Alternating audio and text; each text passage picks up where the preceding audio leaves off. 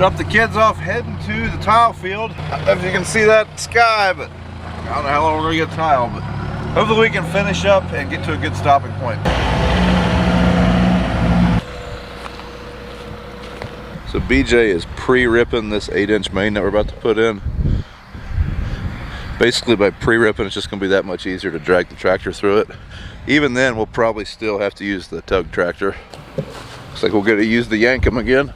You need a rope for a tile plow. That one's doing great. We haven't really got any hard pulls with it yet. If you were getting a rope for a plow, I would probably consult Yankum and the tile plow company, but we probably could have got away with a 2-inch, I would say. But we are also not using quad tracks, and we haven't got stuck yet. I don't like these random drops of rain. Good news is it's 60-degree rain and not 40-degree rain. I don't think we could have asked for better weather. Also, we thought we were going to be hauling corn and everything. Well, Cargill kind of shut down for the week. If they had to shut down for a week, this was the best week for us. Because this weather is perfect. The ground is way drier than I thought it would be. A week ago, we had snow melt. We had lots of rain. I think we had like 4 inches of rain or 2.5 inches of rain on this field. Sopping wet, and dried out pretty good. Till you get down in that clay, then it's a little damp still. Tacky, but not sloppy. BJ's getting her into position. So right now, where we are teeing off here, we are going to have to run a 6-inch over to the other side of that ditch. When we put this 8 in here, that ditch will dry up. We have to run this 6-inch across it for now because some of this field is going to dump into that 6. And I think the other parts of that field are going to go this way into this 8, I think. Maybe I should look at the tile plan, actually. So we had a bad part in the pipe. Had to cut a hole out. This happens probably fairly often, doesn't it?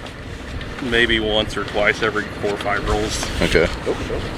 So good thing is we caught it before we put it in the ground. If we would have put that in the ground, it could have collapsed whenever something drove over it. Ron just did.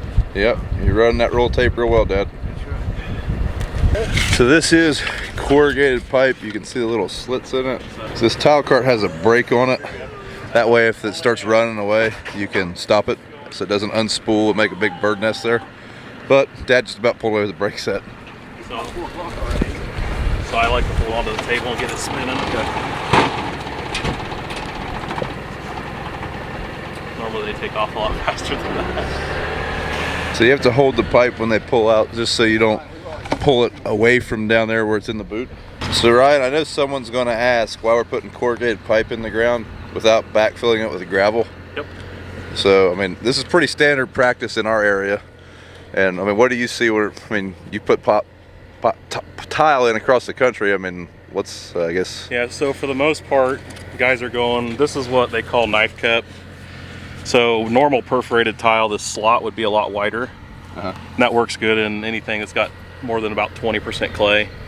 But if there's any chance of sand, a lot of guys are going to this knife cut. It's the same surface area for water to get in, but just narrower so that the sand particles don't. I'd say probably 75–80% of the places I go, people are running something like this. Up in like Northwest Ohio, some of those guys are running actual muck pipe with a big hole drilled in it with a sock over it because their limiting layer is so high that they need to get water off of it quicker. Some of them are doing that. Some of them are using just regular pipe and backfilling with gravel, like you said. So I guess it just depends completely on the area and soil type and conditions. Yep. And a lot of it even goes back to how Grandpa did it. Right, yeah. So even though it's... Well, Grandpa did it with a clay tile, and I ain't doing that. Yeah.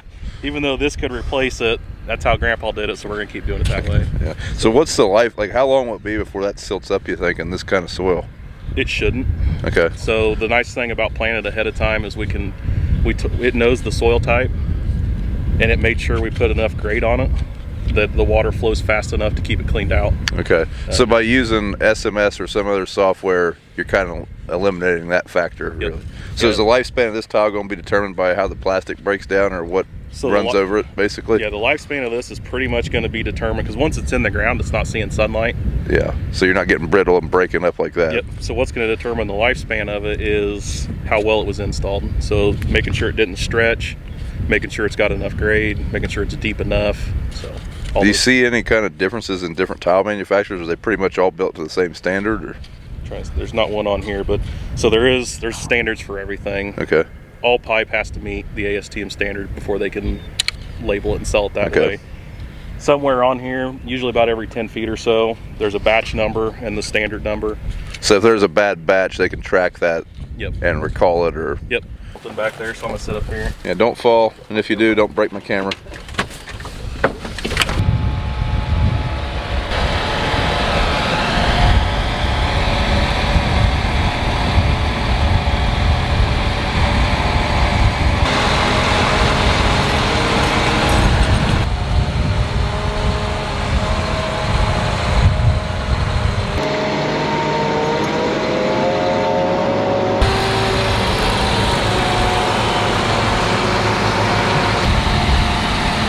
Yeah, it's not pulling too bad, not too bad. So this is one of the advantages of pre-ripping. This should pull fairly easy. Only downfall of pre-ripping with the big boot, we threw a lot of the dirt right into the tire tracks. If we'd had the 4-inch boot pre-ripping, it wouldn't have been that big a deal, but I don't think any of us wanted to change boots out just to do a pre-rip. That did not seem like the best idea. Seemed a little bit more time consuming, so this will work. We're pulling okay. BJ did say about 100 feet up here, it got to be pretty hard to pull. So we'll see what we got to do there.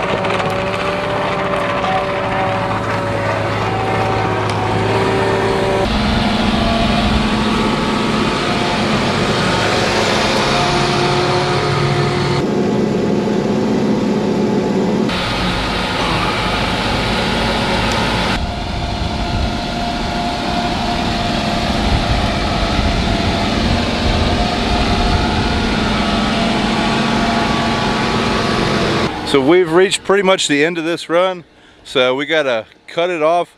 Ryan just walked basically how much tile we're gonna need to get to basically where Dad's at. We're gonna cap it, tape it, and then BJ will run it in. So this is all the 8-inch pipe we're gonna need for a while. That stuff's expensive, so we're going to tie it off and put that roll back at the staging area, and then we'll go swap out, I think, to a 6.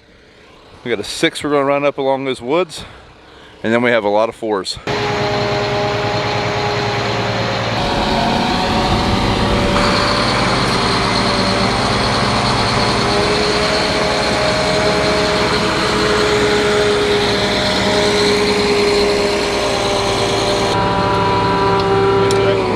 So you heard that click, and that's how you know where the end is? Yep. That's the door shutting, wasn't it? Yep. Okay. Yep. Okay. So there's a door on the bottom of that boot, and he's saying that click is that tile running out. And something I never did point out on these parentheses, don't ever tighten them all the way. If we have it all the way there, they just have to pull that way and tighten it up so tight and get it done. When I run it all the way in, I don't have to do that. Heading the get pipe. So this is the 8-inch roll. We just tied it up. We're going to swap it out for the 6. We're going to switch the boot out, then put that pipe in the ground. Hopefully it ain't raining yet. This is where this remote comes in real handy.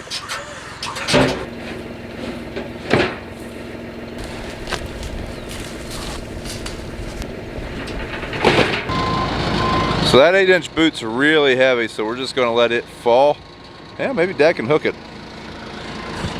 Dad's already wanting to weld a hook onto the bucket so he can basically do like he's doing right there. But right now he's just got it hooked on that grab handle, so it'll probably fall. But that thing's heavy. The 4 and the 6 aren't too bad, but that 8's it's heavy. Hey everybody, we're here at the bins. Come over here to check stuff. They're pouring concrete. I don't know, my cousin or my nephew, Ben's pouring at George's son. I don't know how they're doing. Oh, they ain't got much done. Huh. Oh, the truck's supposed to be slow. There's what they got done. Waiting on trucks, it looks like. All right, so we got our boot changed, ate a little bit of lunch. We're gonna head back to the hole. So BJ's in the plow, Dad's in the cart. We're just gonna take this tractor down there. I don't think we'll need it, but like Mr. Zook said, if we don't take it, we'll need it. So eventually this ditch will not be here either. It is going to remain open for this year, but maybe we'll see how this plays out. I think we'll be able to fill it in eventually. And this one will also dry out. But what we have to do is, so we have that 8 there, it's going to take some of the water, but that 8-inch tile is like 44 inches below the ground, which is under our clay layer. So our topsoil does not go down that far. We hit clay at about 30 inches. So we will have laterals running into it also from this field and the other field. I think somewhere in here the laterals run sideways, but anyways, those laterals is really what's going to drain this ditch down. So we might not get those this year, unfortunately. It just depends on how much rain we get this week.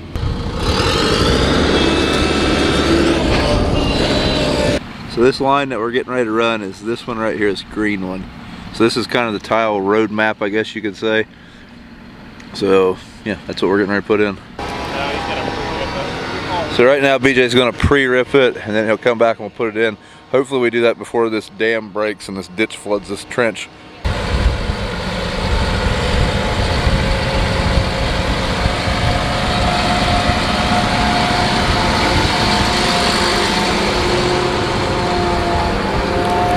I'm going to see if he can go without a pull tractor. We'll probably have to tug him just because this is a little tackier. We'll see. I'd say, yeah, he's going to start slipping. Now, we are going like 44 inches deep right here. If we were just pulling our 30-inch laterals, we definitely wouldn't need a pull tractor, but we just so happen that we need to be pretty deep right here, and that's why. Apparently, BJ didn't have the diff lock, so maybe we'll do a little better than I thought we would. I don't know, we'll see. It's definitely not setting a speed record, but he is tugging right along. Oh, there we go. We're stopped. I think we need the pull tractor. Pulling.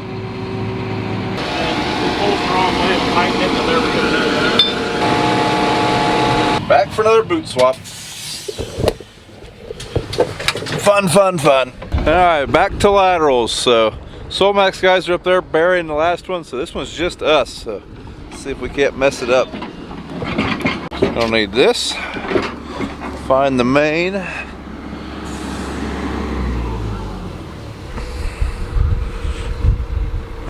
Don't need this shovel. I gotta get me one of these ones. Brian, there you go. It doesn't catch as bad if you do it backwards. This part's kind of a pain in the butt. Oh. I mean, it's hard to get in there. This you're good. Look at that. You can do the next one.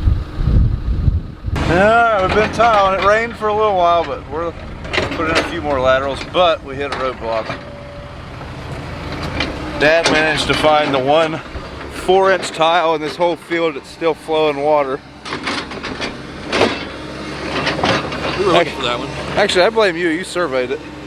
So here's the hole that we busted that clay in. You can see that clay tile is still running after all these years.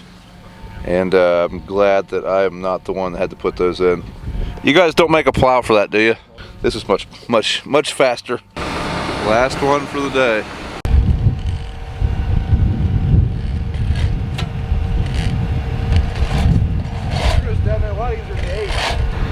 So we haven't filmed much these last 10 laterals, but Dad's been our cart man this whole time. And we haven't told him in person, so I'm gonna tell you now. Dad, you can drive the tile cart faster than 2 miles an hour. Yep. I think I can have this whole hole covered up before he gets down there. Probably. What is the top speed you can run one of them? Like as fast as it'll come off of there? Or? Yeah, you just gotta be careful you're not stretching it. So faster than 2 miles an hour though? Yes. Hey, you're back in the sprayer here this evening. Just got done, left the tile guys over there. They were just finish up for the night. And Ben's got the concrete poured finally. So we're going to try to get some 28 on. I got about, what, 140, 50 acres, something like that. See what I can get on here tonight with rain. Got some wet ground, I want to get it on. Hopefully get it on a hope, most of it. So we'll see how she goes here. Everything's set. Yeah, we should have had this on, but I'm trying to get that tile in, get started on that while the guys are here for soil. Backs are here. So, got started. We've got, I don't know how many acres, we got maybe 20 acres done, I don't know, but it's mains, just a lot to it. And putting that building up over there, we're doing that. Check on that, do some work there. Plenty to do this time of year, good weather. Sound like the rains are coming, so hopefully I can beat that. All right, everybody, that's it for the field time. We just got all the equipment put away. We got to a good stopping point. It is starting to sprinkle. I think we're gonna get rained out. I don't think we're gonna be tiling tomorrow, but hopefully we get a chance to at least knock out this field that I'm in. It'll really dry that ditch up, and that'd be awesome. But overall, we got a pretty good handle on how to run that thing. Yeah, this is a fun experience, and I can't wait to see what this field will do in the future. But thanks for watching, and don't forget to thumbs up the video, and yeah, we'll see you in the next one. Hey everybody, thanks for watching. I do want to thank the people from SoilMax for coming down, helping us with this project, helping us get going. Everybody on that team was awesome to work with. Thoroughly enjoyed the experience, and we're not master pipe layers yet, but we got a pretty good start in our amateur pipe laying career, I believe. Thanks for watching. Don't forget to thumbs up the video, and we'll see you in the next one.